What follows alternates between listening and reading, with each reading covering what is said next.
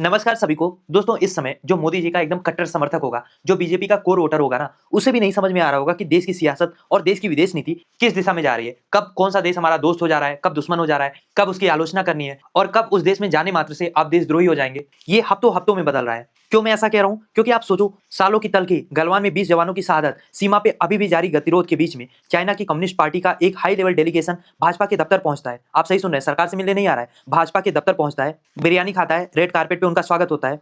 और जब इसकी तस्वीरें बाहर आती हैं, तो लोग पूछ रहे हैं कि एक तरफ तो हम चाइना के मेहमानों का स्वागत कर रहे हैं, वहीं दूसरी तरफ चाइना लद्दाख से लेके अरुणाचल प्रदेश तक हर हिस्से पर अपना दावा ठोकता है। और यही नहीं, जिस समय ये डेलीगेशन दिल्ली में मौजूद था, उसी समय चाइना से एक ऑफिशियल बयान आता है कि पीओके के अंदर स्थित सक्सगाम घाटी में चाइना जो 75 किलोमीटर लंबी सड़क बना रहा है, वो उसका इंटरनल मैटर है, भारत को इसमें नहीं बोलना चाहिए। तो फिर भारत को क्या करना चाहिए? चाइनीज डेलीगेशन को बिरयानी खिलानी चाहिए, वो भी भाजपा के कार्यालय में। अगर आपको मैं बताऊं सक्सगाम घाटी की कीमत, तो ये स्ट्रेटेजिकली तो भारत के लिए इंपॉर्टेंट है भी। इसके अलावा ये भारत का इंटरनल पार्ट है, पीओके के अंडर में ये आता है। और करीब 5400 वर्ग किलोमीटर के इस इलाके को 1963 में पाकिस्तान ने एक अवैध समझौते के तहत चाइना को सौंप दिया था, जिसे भारत ने कभी भी स्वीकार नहीं किया। इसीलिए मैं आपको कह रहा हूं कि भारत की विदेश नीति इस समय बहुत कंफ्यूजिंग है, क्योंकि एक तरफ जहां भारत के विदेश मंत्रालय के प्रवक्ता सक्सगाम घाटी में चाइना के निर्माण को अवैध बता रहे हैं, उसी समय उसी दिल्ली में भाजपा के कार्यालय में चाइनीज डेलीगेशन को बिरयानी खिलाई जा रही है। और उसी समय हमारे मोदी जी जर्मनी के चांसलर के साथ पतंग उड़ा रहे हैं, वो तस्वीरें सामने आ रही है। लेकिन देश की कूटनीति, देश की संप्रभुता की डोर उनके हाथ से फिसल रही है, वो नजर उन्हें नहीं आ रही है। पतंग की डोर उन्हें ज्यादा प्यारी है, ज्यादा रोमांचक लग रही है। तो आखिर सवाल यह है कि चाइना को लेकर हमारी लॉन्ग टर्म पॉलिसी क्या है? क्योंकि जब भारत के अंदर बहुत ज्यादा चाइना को लेकर गुस्सा आता है, तब हम बाइकआउट चाइना की बात करते हैं, चाइना को आर्थिक रूप से चोट पहुंचाने की बात करते हैं। हालांकि महामानव डायरेक्ट इसका नाम तभी भी नहीं लेते।